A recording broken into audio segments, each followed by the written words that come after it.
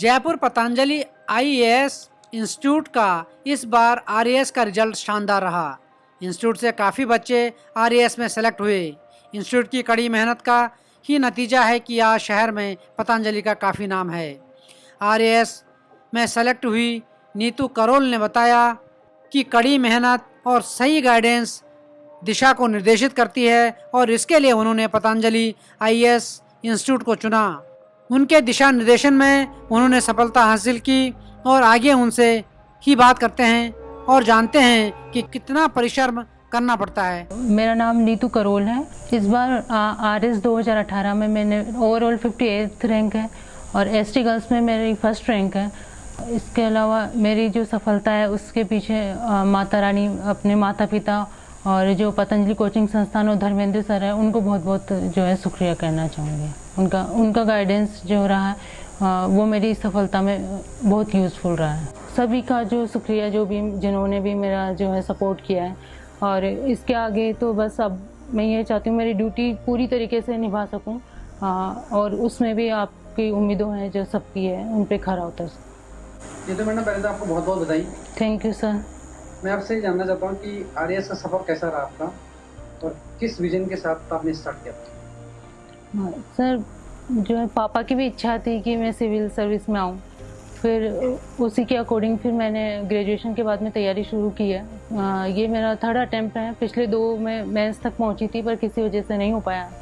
फिर उसके बाद में जब पतंजलि की गाइडेंस मिली तो उसके बाद से सही तैयारी का रूटीन बना और फिर आरएस में मेरा इस बार 58th रैंक जो हासिल की।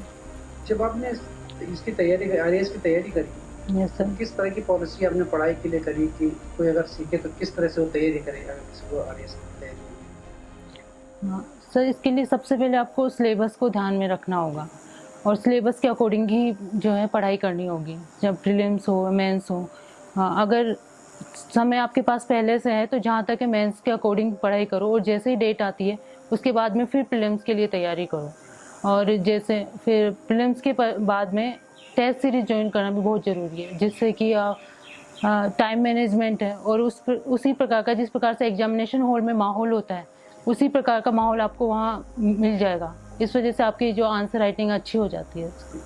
आपका जो एजुकेशन बैकग्राउंड था, यस सर, कहाँ से था और किस स्कूल से आपने स्टार्ट किया था? मेरी ये जयपुर से ही हुई है शिक्षा। Rajasthan girls public senior secondary school से 10th 12th वहाँ से हुई है। प्राथमिक शिक्षा बालाश्रम पब्लिक स्कूल से हुई है। हाँ, इसके पश्चात कनौड़िया से मैंने बीए और एमए किया है। एमए पॉलिटिकल साइंस है। इसके लिए नेट जेआरएफ हूँ मैं उसमें और गोल्ड मेडलिस्ट हूँ राजस्थान यूनिवर्सिटी। स्टडी करने कितना समय आपको देना पड़ता है, मतलब ये पूरी तैयारी करने के लिए कितना समय आपको? तो एक बार अगर आप सिविल सर्विस की तैयारी करते हो तो फिर आपको पूरा फोकस उसी पे करना होता है। तो टाइम वैसे घंटे गिन के मैं नहीं पढ़ती थी, पर जैसे कि जितना आप पढ़ सकते हो उतना पढ़ो और सिलेबस के अकॉर्डिंग कि इतना टाइम में सिलेबस हो भी जाए, रिवीजन भी हो जाए, जिससे कि आप में वो कॉन्फिडेंस आ जाए कि आप पेपर अच्छे से सोल्व कर सकें।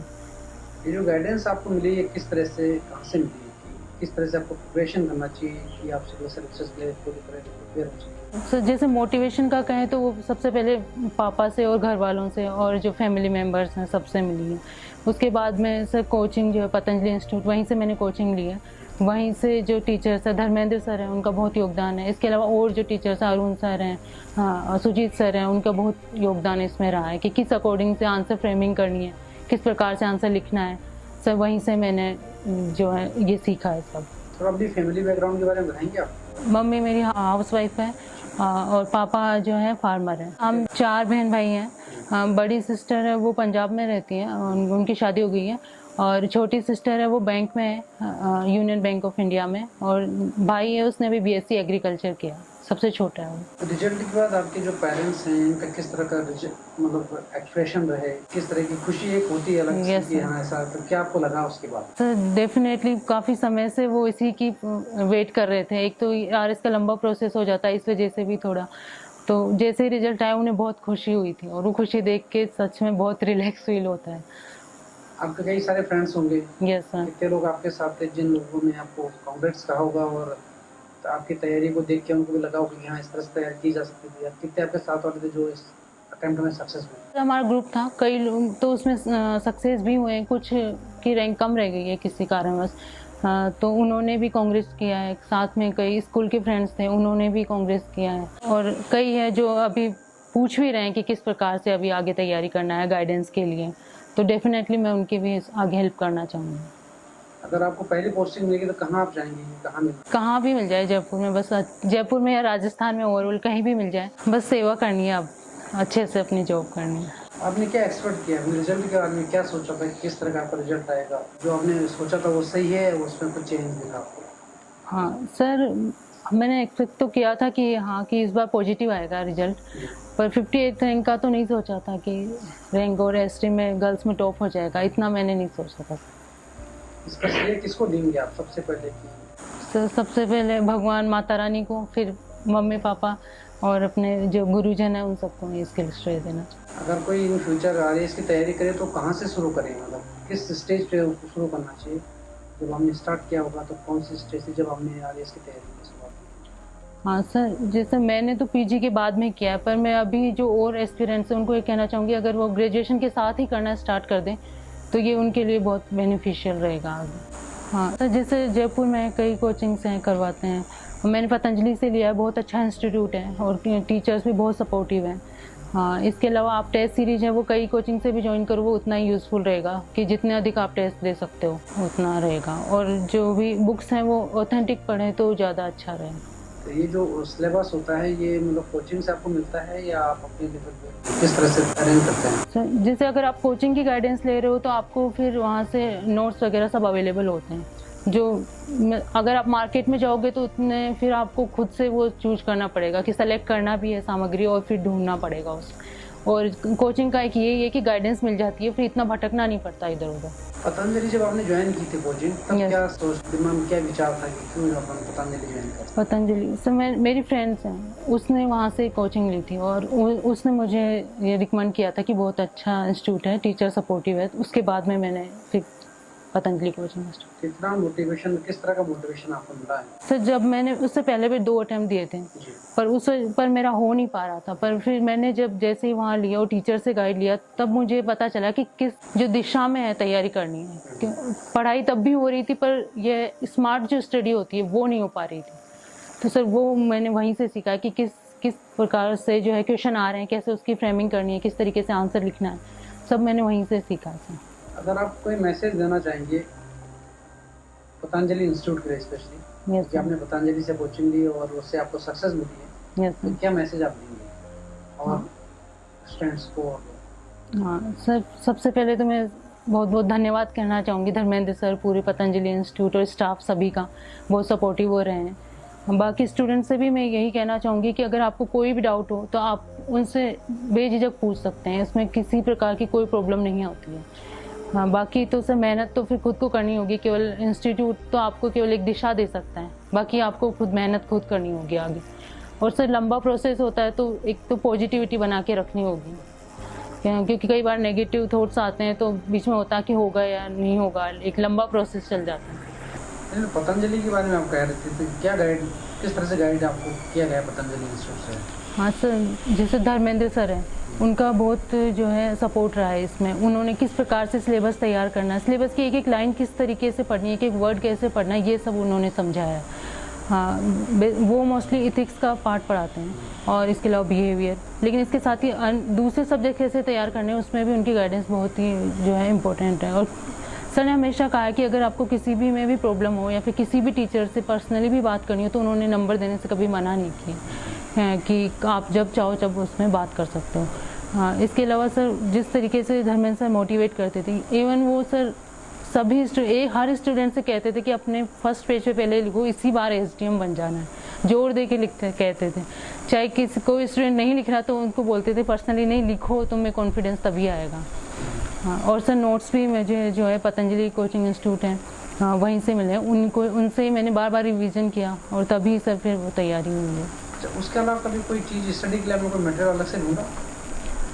नहीं सर, अलग से नहीं ढूंढा, मैंने टेस्ट सीरीज जरूर 2-3 उसमें की थी जिससे कि आंसर राइटिंग, क्योंकि सर लंबा प्रोसेस है, आगे पोस्टपोन हो गई थी तो अधिक से अधिक टेस्ट दे सकूं और प्रैक्टिस अधिक हो सके, बस सर वो क्या।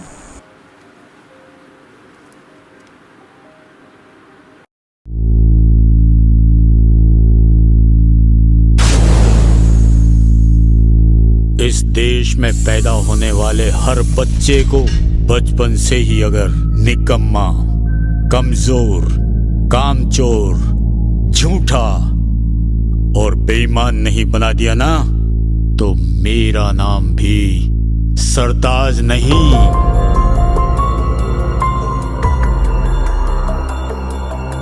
टीना, खड़े हो जाओ। कल जो तुम्हें चैप्टर याद करने के लिए दिया था, याद हो गया? नहीं सर। क्या हो गया तुम्हें आजकल? तुम्हारा पढ़ाई में मन नहीं लग रहा है? अनिल से प्यार हो गया सर। गंदे लड़कों को लड़कियां नहीं मिला करती। नहीं मैडम जी, ये जालिम जमाना हसीनों का है। हसीनाएं भी उनकी जो मालिक जमीनों का है। गरीबों को तो मिलती है सुगलियां, केवल चीजों पे तो हक कमीनों का है। सारे जहां से अच्छा हिंदुस्तान हमारा।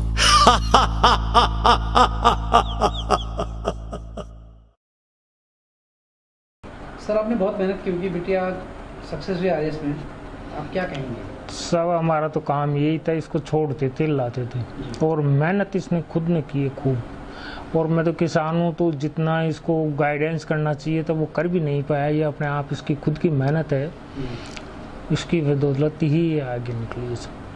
इनका रूटीन किस तरह से रहता था, किस तरह से पढ़ाई होती थी?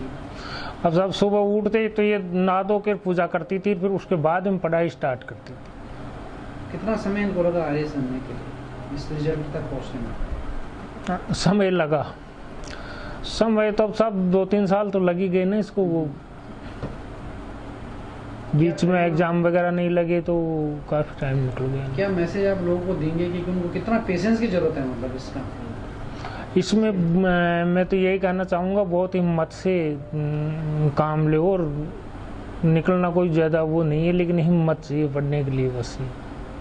और लोगों को क्या मैसेज देना चाहेंगे आप?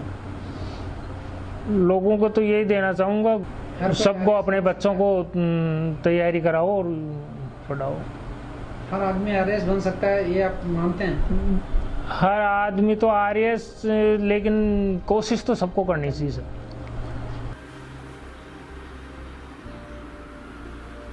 एक नई सोच, नए आयाम और नई मिसाल के साथ रावत गर्ल्स कॉलेज अब बन चुका है रावत कोएट कॉलेज। यहाँ कई सारे प्रोफेशनल और करियर ओरिएंटेड कोर्सेज के साथ विद्यार्थियों के लिए है safe and secure campus environment, dedicated teaching faculty, modern library, campus placement and hostel facility. Admissions के लिए तुरंत कॉल करें 0141281015 पर, या रावत कोएट कॉलेज, करनी विहार, अजमेर रोड, जयपुर कैंपस में विजिट करें।